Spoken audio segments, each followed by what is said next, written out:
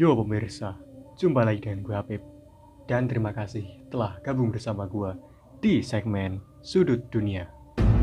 Buat lo yang masih penasaran dengan dunia, sama, gue juga masih. Oke, entah kenapa ya, belakangan ini gue sangat penasaran dengan sebuah wilayah yang disebut dengan Negeri Paloh. Sebenarnya, di mana daerah Paloh tersebut dan apa yang menjadikan wilayah Paloh sebagai hal yang sangat menarik untuk dibahas. Oke, sebelum masuk ke pembahasan, dukunglah karya gue dengan cara like, comment, share, dan subscribe yang sebanyak-banyaknya.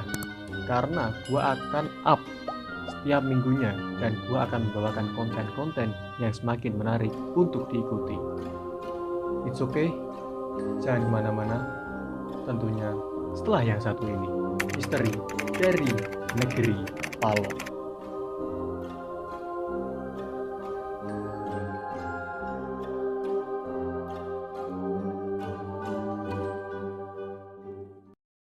Negeri Paloh konon merupakan negeri dengan peradaban yang sangat maju dan modern.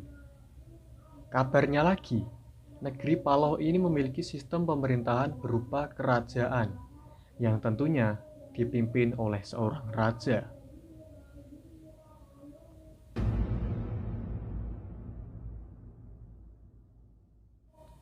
Oke, terus terang ya, wilayah Paloh secara geografis itu nggak ada, men. Lo bisa searching deh di Google Maps kalau nggak percaya tentang lokasi Paloh. Nantinya lo bakal dibawa ke Kabupaten Sambang di perbatasan antara Kalimantan Barat dan Malaysia. Dan disitulah titik misteri Negeri Paloh berada. Dilansir dari bombastis.com, Negeri Paloh adalah sebuah negeri gaib yang dipercaya bersemayam di pedalaman hutan Kalimantan. Mitos Negeri Paloh ini mulai tersebar usai hilangnya sebuah pesawat TNI AU di tahun 70-an. Pesawat ini tiba-tiba hilang tanpa jejak sewaktu melewati wilayah Negeri Paloh. Menurut seseorang yang mempunyai kekuatan spiritual, para awak dan penumpang pesawat tidak meninggal. Mereka diselamatkan oleh penghuni Negeri Paloh dan menetap di sana untuk selama-lamanya. Setelah terjadinya tragedi hilangnya pesawat itu, situasi di wilayah Paloh semakin membuat penduduk gempar. Bukan yang seperti biasa penampakan hantu yang menyeramkan ya, kayak seperti ini. Enggak. Namun, penduduk sekitar seringkali melihat adanya sebuah kota modern yang muncul di tengah-tengah hutan belantara. Biasanya, pada waktu-waktu tertentu, mereka juga seringkali tiba-tiba mendengar suara keramaian layaknya keadaan di sebuah kota besar. Jika dilihat dari secara kasat mata, wilayah Paloh hanyalah sebuah hutan belantara. Dan asal lo tahu, hutan ini dijadikan tempat konservasi oleh pemerintahan setempat dan dijadikan tempat wisata alam.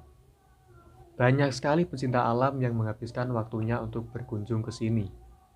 Dan bahkan, sebagian wisatawan mengaku pernah melihat penampakan sebuah kota modern muncul di tengah liarnya hutan belantara. Wow, aneh gak tuh? Dan seperti yang gua bilang tadi di awal ya, Negeri Paloh adalah wilayah yang menggunakan sistem pemerintahan berupa kerajaan. Dan usul punya usul, pemerintahan ini dipimpin oleh seorang pangeran yang bernama Sandi. Buat kalian yang punya teman yang namanya Sandi, patut dicurigai ya. Tidak hanya munculnya sebuah kota yang misterius. Kabarnya, Hilangnya anak-anak SD juga sering dikaitkan dengan negeri Paloh. Kisah-kisah menyebutkan anak-anak tersebut diculik oleh penghuni negeri Paloh. Mereka diajak bermain oleh penghuni sana hingga lupa waktu. Ada beberapa anak tersebut yang berhasil pulang atas kehendak penghuni negeri Paloh. Namun ada pula dari mereka yang tidak kembali untuk selamanya. Ngeri juga ya anjir. Mereka yang kembali hanya bercerita jika mereka diajak bermain oleh anak-anak kecil lainnya.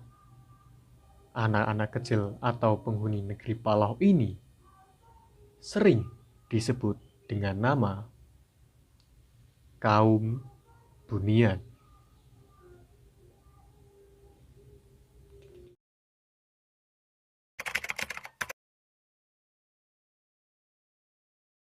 Tidak hanya anak-anak kecil saja loh.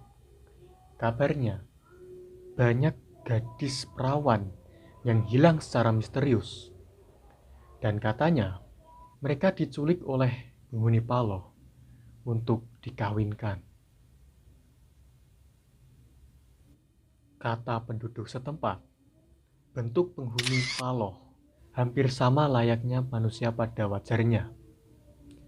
Namun, jika dilihat lebih jelas lagi, terdapat perbedaan di sisi wajah mereka. Kaum bunian tidak memiliki garis antara hidung dan bibir. Alis mereka juga menyatu, sehingga kesannya tampak lebih menyeramkan. Tetapi, menurut pengalaman warga setempat, kaum bunian ini tidak suka meneror manusia.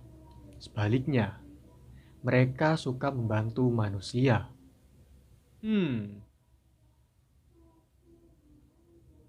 Menurut beberapa kisah yang sudah beredar ya, mereka juga turut membantu dalam kerusuhan etnis di Sambas. Raja negeri Paloh, yang namanya Sandi tadi, akan mengerahkan pasukannya untuk menghalau kedatangan etnis tertentu yang memiliki niat mengacau. Gua nggak tahu ya, membantunya ini dengan metode gimana itu. Masa gimana, nggak tahu gua pokoknya. Membantu dengan cara fisik atau secara magis, gua nggak tahu ya. Walau mereka dikenal suka membantu, warga sekitar tetap harus waspada. Jangan sampai mereka menerima ajakan dari kaum bunian untuk berkunjung ke negeri Paloh. Karena kalau sampai mereka menerima ajakan tersebut, besar kemungkinan mereka akan selamanya tinggal di negeri Paloh.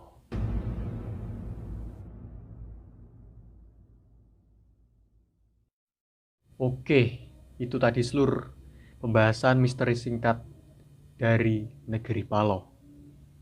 Buat lo yang penasaran dan ingin berkunjung ke sana, komen di bawah. Nanti gue share log lokasinya. Atau dari lo semua ini, ada yang sudah pernah login atau masuk ke negeri Paloh. Bagaimana lo bisa keluar dari sana? Tulis saja pengalaman lo di kolom komentar. Atau lagi, ada dari lo yang masih terjebak di sana dan lo nonton video ini dalam posisi di dimensi yang berbeda. Kalau emang ada, nggak usah sungkan-sungkan deh. Tulis saja pengalaman lo di kolom komentar. Nanti gua pin. Oke, sebelum gua akhiri episode kali ini, jangan lupa dukung gua terus dengan cara like, comment, share, dan subscribe yang sebanyak-banyaknya ya. Karena sesuai janji gua akan selalu evaluasi konten-konten gua untuk menjadi yang lebih baik lagi, agar gua bisa bergabung bersama lo di segmen Sudut Dunia. Oke, sekian dari gua.